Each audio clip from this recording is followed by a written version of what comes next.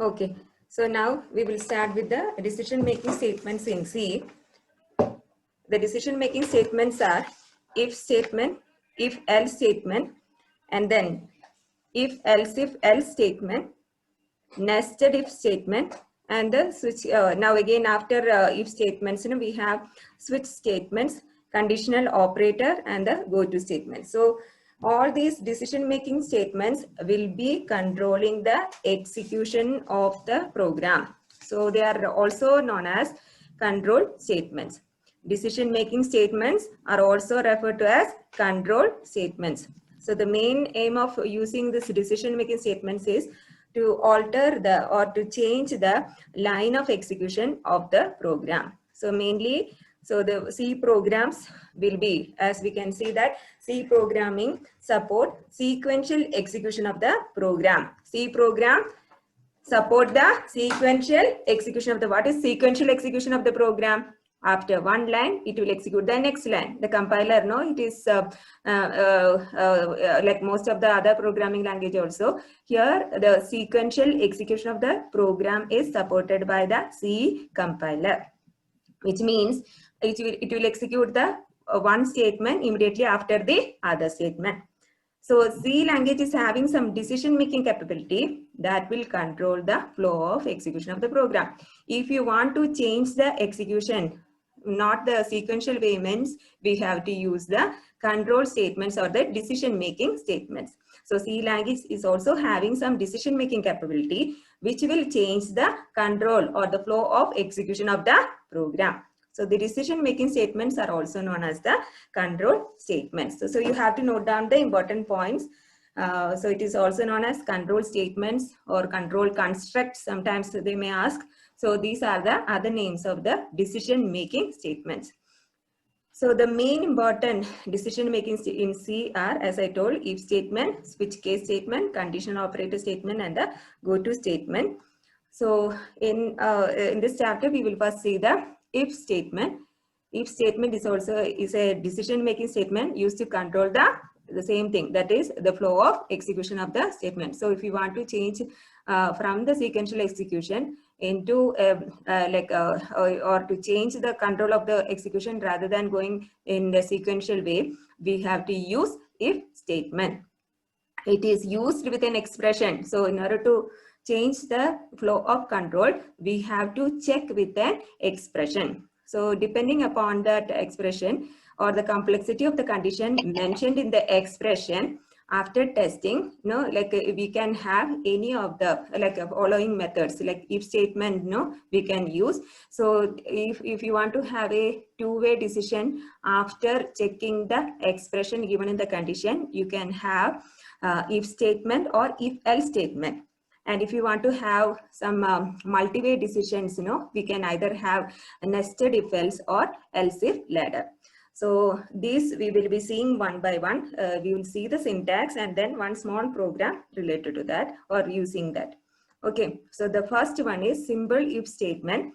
In simple if statement, we are not using any else. So here the general form or the syntax of the simple if statement. So all should note down the syntax of simple if statement. In simple if statement, we will be using if followed by, one second, here now automatically it is turning to capital, it is small I.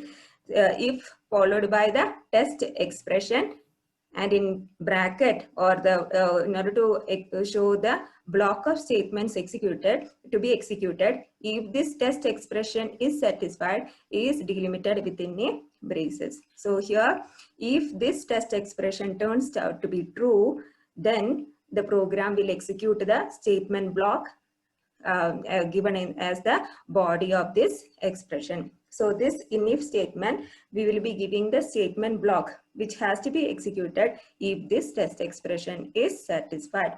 So we will see one example, then it will be clear. So we were using in decision box. You remember in flowcharts, we were using this decision box which will be changing or altering the control of the flow chart or the flow line of the flow chart. when it enters into this decision box, only one line will be there, only one flow line will be entering into the decision box. But depending upon the test expression, whether it is true or false, it can either take the true path or it can take the false path.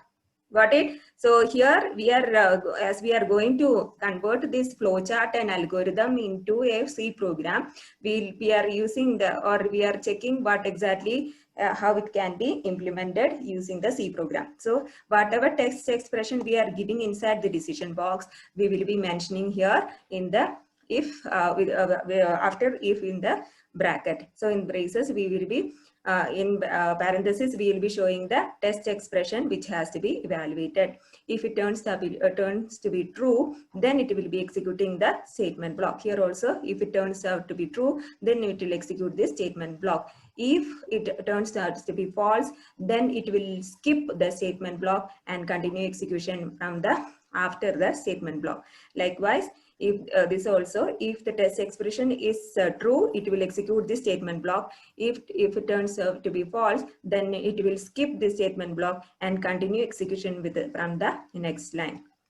So this will be used in order to change the, or it is actually a decision making statement which will decide whether to execute the statement block or not. So I hope it is clear. So now that small programs, which we had executed, we will be converting it into this C program. The test expression must evaluate to true or false. The test expression which we are giving over here, we should see that it should be giving a result like true or false. If it turns out to be true, if the test expression is true, then the statement block will be executed. Otherwise, the statement block will be skipped. That's all.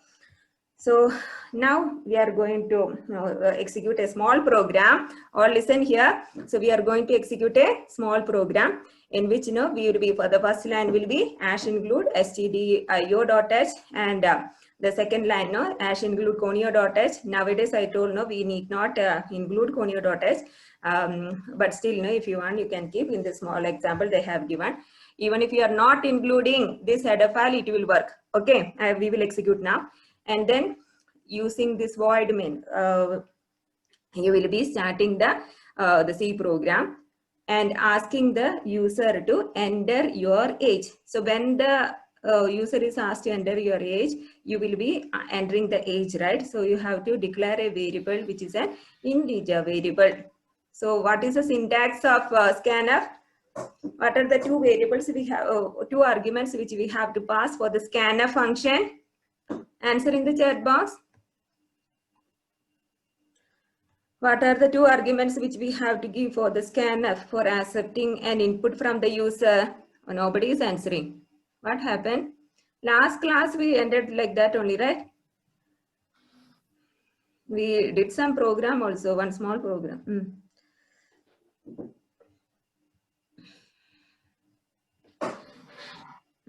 For percentage D, then everyone percentage D. Two arguments are the format specifier. Here, listen here. Two arguments. What are the two arguments? Format specifier and the variable which is preceded with an address operator.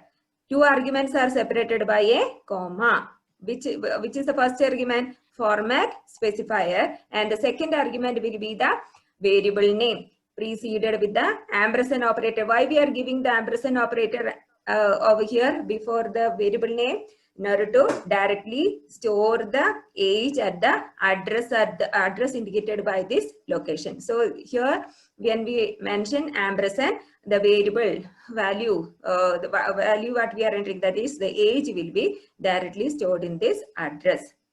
So after that, we are checking if n is greater than or equal to 18. So what will be the output? So here, if I am entering in this example, I entered the age as 25. So age as 25. So when we are entering age as 25, n value will be 25. And then we are checking if n is greater than or equal to 18. Tell me whether n is greater than or equal to 18 when n equal to 25. 25, whether it is greater than or equal to 18 will be checked. So for this expression, we should get a true or false value. 25 is greater than, right? Greater than 18. So what will happen now? Whether it will execute this statement block or it will be skipping this one. As it is true, it will execute this statement, right? So it will be executing printf, you are eligible to vote. And then you will be moving to the next line, which is the get ch. If n is, suppose if I enter 17, when n is less than 18, what will happen? It will not execute this line and it will continue execution from get ch. But if you have any other, if you want to give another statement over here, that is printf thank you or something, no, it will execute that line. It will skip this line and execute the next line. If I am giving an n value or the age greater than 18, then it will execute this statement block. So we will execute now this small program.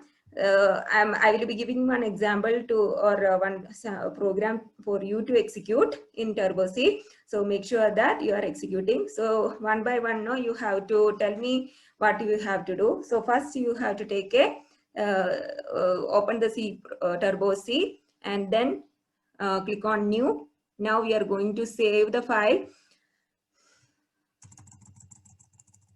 I'm naming it as you can name it as program 1. So what should be the first line? All are there, right? What should be the first line? As if I made okay. I will not execute unless you tell. Then what should be the next line? As include Konya.h. But now if you are not including also no problem, but I will just void main. Now we can directly go to, so all should try to answer, no problem. If you are telling wrong also, I will correct it, no problem. Okay, void main, right? Why we are using void? Because we are not giving any return value, right? So whenever we are writing a function, we have to open and close a who is talking there? Now what should be the next line? So I'm just we have to declare, right? So but first I'm asking the user to enter your age. So then now only we will understood that we have to declare a variable which is integer variable and the name of the variable is n. So when you are writing the program, then and then whenever some requirement is there, you have to do. Now what is our requirement? We have to now the asker is user is asked to enter the age. So what we have to do now? What are the two arguments of scanf? Yeah. So percentage D in scanf we have to give ampersand n, right? We are going to have okay, good. Now we accepted the age of the user. Percentage D ampersand. Yeah. Now what we are going to check? If n is greater than equal to or equal to 18. Yes. 18. Then what we have to do? So in for if also we are opening and closing one bracket. So here printf, what we are going to print is you are some message, you know, you eligible to vote. Eligible to vote within the double quotes, colon, double quotes. Okay. Double quote we finished, right? So if also we, so whenever you are and another thing is when we are doing the formatting, no, program also I'm not that is there. Now I'm telling you have to indent a little inside. I'm now not giving that much, but still. So here you have to give some indentation also, that we will do it later. So we have only if statement. If n is greater than or equal to 18, then we have to print you are eligible to vote. If it is less than 18, what we have to do? We are not executing this true block, right? If the condition is true only, we will execute you are eligible to vote. If that condition is not satisfied, it will jump to the next line. So here if you want to give one message also, you can give print thank you or something, because we are, those who are not eligible, we are not sending them like that. We are just giving a thank you message for them. Then in the next if else, we will see whether we have to message or give some false block also. So we gave get ch. Now in order to clear the execution of the previous execution, we have to give SCR. Okay, now any errors are there? Can you tell me? Yes, screen. Yes, we gave. So we are going to execute. Okay. New line for printf. That we have to give. Now, suppose if I entered 25, then you are eligible to vote. Then thank you also is coming, but we are not able to read it properly. So we will give that. So here we will give one colon and one tab also. /T for tab, right? And then you are eligible to vote. After that, we need thank you. The next line means we'll give new line. Anything else? That's it, no? So, Yes, ma'am. okay. Now so we will be entering age as 27. So it will be you are eligible to vote. If I am entering 12, then what will happen? Then what will be printed now? 12 means Jump. so it will not. Just thank you. Printed. Thank you will be there. Okay. Excuse me, ma'am. Yeah. Tell me. Can't we use endel in the statement? Sorry, endel? Can't we use endel? Endel, I didn't understand. Yeah. End of line. Here, instead of T, you want new line. And after printf. Can you message me that your voice is not clear?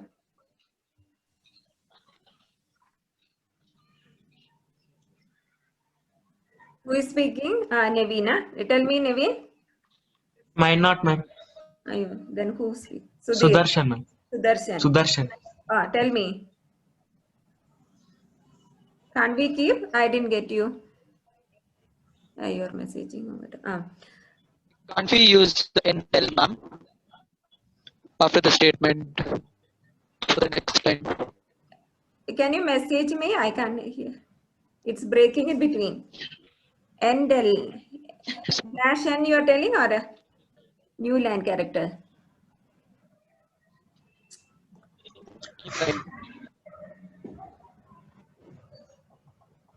If you want, instead of /t, you want print and I didn't understand. This one you are telling new line, huh? Yes, ma'am. End line, ma'am. Endel. Endel. End line. Endel for the next line. New line. New line, right? /n. Endel, I didn't understand. I can't hear. It's end of line and the statement goes to the next line, ma'am. Yeah. The syntax for new line is in C is /n. Escape sequence, right? You are telling. I think maybe you are telling in C++, you are telling, right? Yes, ma'am. I can hear you only. C++. In C it is /n in order to go to the next line. Is it clear? Okay. Okay. Yes, ma'am. Okay. And if you want to have the cursor in the beginning of the new line of the same line, you have to use /r. That is carriage return. Okay. Yes, ma'am. Thank you, ma'am. Okay. Now it is clear. That is in C++. Okay. Endel you are telling, right? Okay. Okay, fine. Yes, ma'am. In C we have to use /n. That is escape sequence followed by \n. Okay. Now, so hope this is clear. I will be sending you one question in which you will be executing for the if statement. If a simple if statement in which there is no false block. There is only the true block statement. If the condition is true, a blocker statement to be executed. Got it? So this syntax is clear, I feel. Now we are moving on to onto the next if else statement. The general form of the syntax of the screen is blur, ma'am, again. Words are blur. What happened today? The next is the general statement for the if else statement. If else statement. So now this test expression after evaluation, If it turns out to be true, then it will execute the true block statements. If it turns out to be false, then it will execute the false block statement. Is it clear? So here now, so for this, we will see an example. So we had seen in the flow chart, we will be having a decision making decision box, in which we have both the true block and the false block. So we can either name it as yes or true, and the false part you can name it as false or no. So so this will make sure that it will execute a few block statements, even if it is true or if it is false. So depending upon the true or false, it will be executing the different blocks of statement. And then after execution, it will join back to the same execution lines. So this statement X will be executed, or the following lines of statements will be executed, even if it is true or if it is false. So now, if the test expression for this if else, we have to write if test expression is true, then it will execute the true block. Otherwise, it will execute the false block. And after the false block, if you are mentioning the lines of statements for continuing the program, it will execute both the true block statement. After execution of the true block, it will execute the lines which are mentioned after the both the true and false block statements.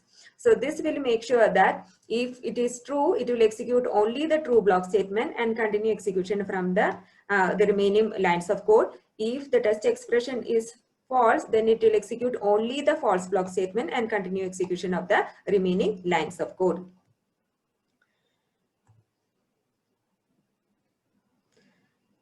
So now for this one example, we have kept the same example what we had executed before.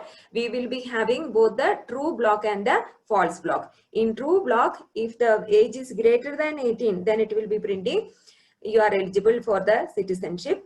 And in the false block that is mentioned in the else part, it will be showing printf it is not eligible.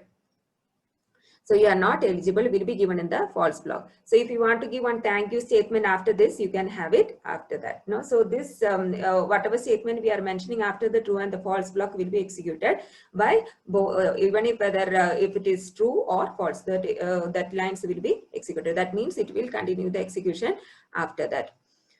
So for this example, we will execute now, and after that, after this, you will be going for the if else twice, that is if else if and then else statement. So here we are making it like if this condition is satisfied, then it will execute the true block, and if it is not satisfied, we will move on to the false block. So in the next one, we will be executing, suppose we have 3 conditions to be checked, then we can move on to the if else statement, if else if and then else statement. So it is a multi-path decision.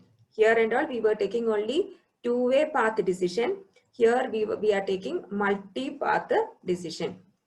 So here one more else if you want, we can have it inside. So in this, we will be having a multi-path decision in which the statements associated with each else is a if. And if it is also known as the else if ladder, and it is used to give a series of decisions. So depending upon this condition, if this is condition turns out to be true, it will execute this statement block. Else if you want to check another condition, then you can mention it over here and the statements to be executed after that. And again, if you have another condition which is not this condition or this condition, if we have a third condition to be checked, then we can mention it in the next else if, and then the following statement to be executed. If it does not fall into condition 1 or condition 2 or condition 3, the default thing which is not coming into any of these conditions means we can just give it as an else and mention the statement to be executed. If none of these conditions are satisfied, all those which are not coming under any of these conditions will be executing the default statement block.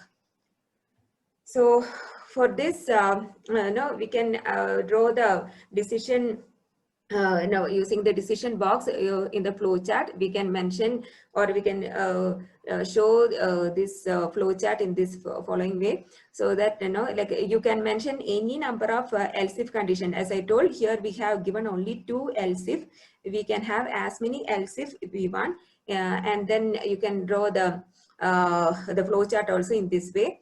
So in this, the conditions are evaluated from the top of the ladder downwards.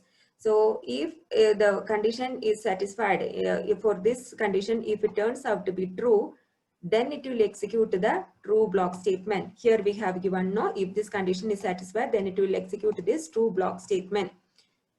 In the false part, listen here, in the false part, in the false statement part, we will again mention the next condition to be checked. So if this condition is satisfied, only this true block, we have given as a true block the statements, right? Statement 1. If this condition 1 is satisfied, statement 1 will be executed. If it turns out to be false, then we will again check for the second condition. If the second condition turns out to be true, then it will execute the statement 2.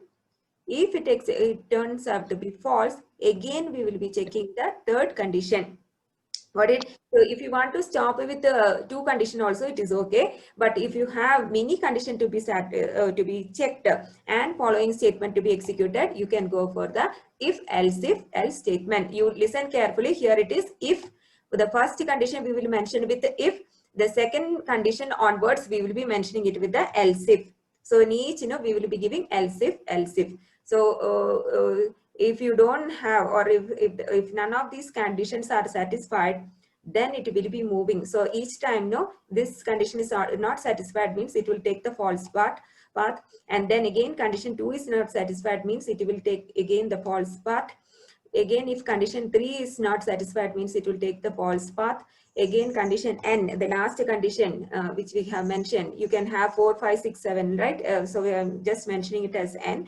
All the n conditions are not satisfied, means again it will take the false path. And then all the programs, if it is not coming in any of these conditions, it will go through this default statement.